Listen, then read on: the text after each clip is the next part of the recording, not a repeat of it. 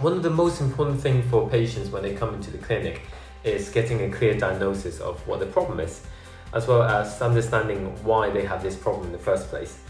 The diagnosis could be, for example, tendinitis, which is inflammation and irritation of a tendon. But that only tells you what it is.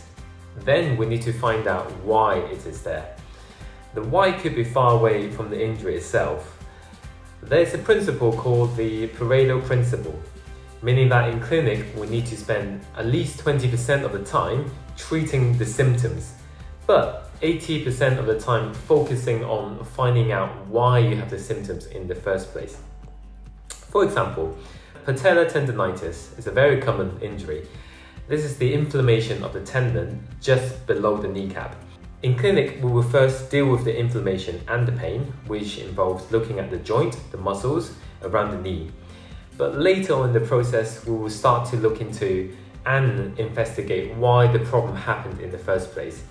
Is it an old injury from the ankle on the other side, causing an imbalance of weight distribution?